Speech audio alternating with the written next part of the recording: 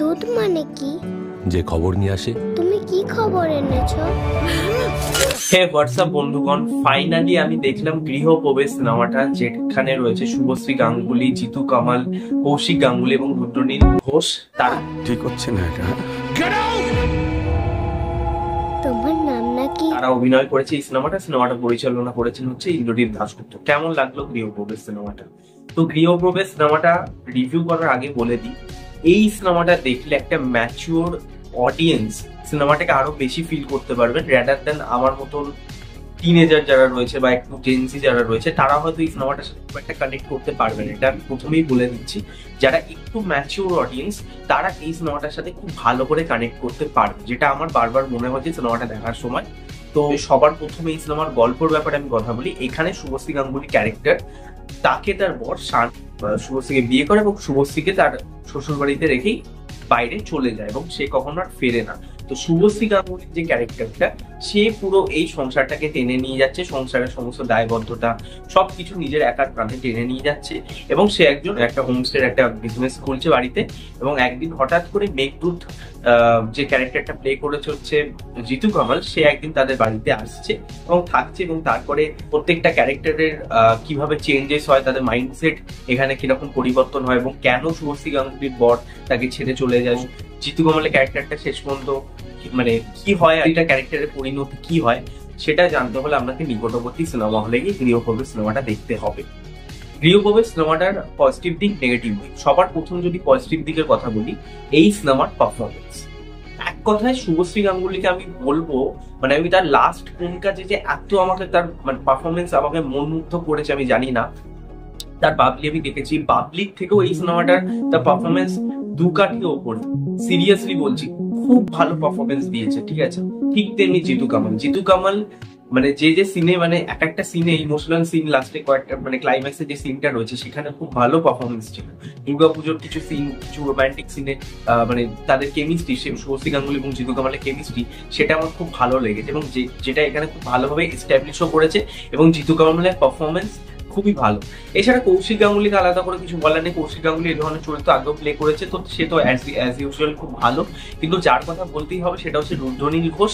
তার performance literally দারুণ, মানে জাস্ট ছিটকে দেওয়া পারফরমেন্স, খুব ভালো লেগেছে। মানে যে কটা সিনে সে এক একটা যেভাবে ডায়লগ ডেলিভারি করেছে, দারুণ দারুণ, মানে এক কথায় দেখে আপনার পুরো মনোমুগ্ধ হবে। এবং লাস্ট মানে রুদ্রনীল ঘোষের কোন সিনেমায় এরকম পারফরমেন্স আমি দেখেছিলাম একটু মনে করে আমাকে ভাবতে হবে, কারণ এই মানে বাদে এরকম একটা চরিত্র আমি রুদ্রনীল ঘোষকে দেখলাম, যেটা খুব ভালো লাগছে তাকে দেখে।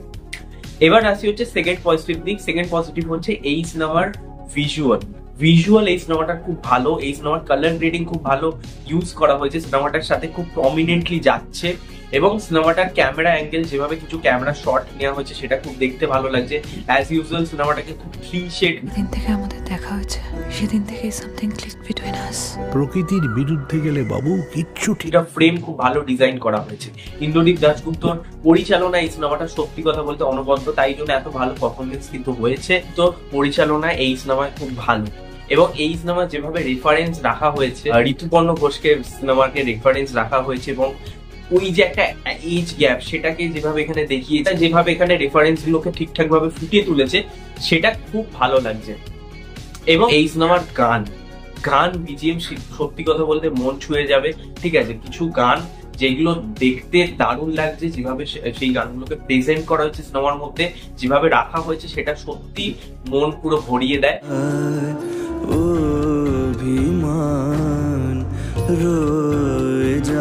তো সেই গানগুলো এবং বিজিএম ব্যাকগ্রাউন্ড মিউজিকের মানে কাজ খুব ভালো এখানে।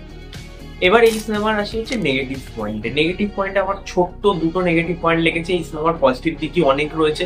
সিনেমাটার যে টুইস্ট, সেটা যদিও আমি পজিটিভে পুরোপুরি রাখবো না। সিনেমাটার টুইস্টটা একটু হলো প্রেডিক্টেবল আমার কাছে মনে হয়েছে, অনেকের কাছে নাও মনে হতে পারে, কারণ অনেকে যারা খুব একটা বেশি থ্রিলার সিনেমা দেখে না বা সাসপেন্স মানে খুব একটা থ্রিলার সিনেমা দেখে না, তারা হয়তো এই সিনেমাটা টুইস্ট দেখে একটু শক হতে পারে। বাট আমি কিন্তু এই সিনেমাটার টুইস্ট আগে থেকে কিছুটা হলো গেস করতে পেরেছিলাম কিছু রেফারেন্স দেখে, যেভাবে সিনেমা শুরুতে দেওয়া হয়েছিল। তো এই টুইস্টটা আমার কাছে খুব একটা বেশি ওয়ার্থ লাগেনি, আর একটু বেটার হতে পারতো। এবং লাস্টে যে টুইস্টটা জিতু কামালের স্পেশালি রয়েছে, ঠিক আছে, ওটা স্পয়লার হয়ে যাবে, তো সেই জায়গাটা একটু আমার মনে হয় বেটার হতে পারতো আমার মনে হচ্ছে। আর দ্বিতীয়টা নেগেটিভ দিক হয়েছে এইটার রান টাইমটা কিছুটা হলেও ফিল করে। ফার্স্ট হাফটা যেরকম নন লিনিয়ার ওয়েতে চলে সেটা খুব দেখতে ভালো লাগে, সেকেন্ড হাফের রান টাইমটা সিরিয়াসলি বলছি ফিল করা।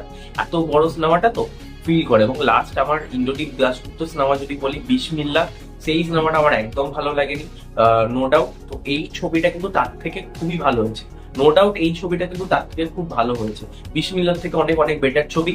এবং আমি লাস্ট রাস দেখেছিলাম, রাস সিনেমাটা আমার খুবই ভালো লেগেছে এবং এই ছবিটাও কিন্তু একটা বেশ ভালো ছবি হয়েছে। আমি আবারও বললাম, যারা ম্যাচিওর অডিয়েন্স রয়েছে তারা কিন্তু সেই যে ক্যারেক্টার গুলো এই সিনেমার মধ্যে রয়েছে তাদের সাথে খুব ভালোভাবে কানেকশন করতে পারবেন। এবং শুভশ্রী গাঙ্গুলি, মানে শুভশ্রী গাঙ্গুলি আমি বললামই, এখানে যেভাবে তাকে প্রেজেন্ট করা হয়েছে, মানে তাকে জাস্ট দেখবার মতন, মানে মনোমুগ্ধ হওয়ার মতন প্রেজেন্ট করা হয়েছে। তো সিনেমাটাকে যদি রেটিং দিতে হয়, আমি এই সিনেমাটাকে দেবো 10-এ 7.5।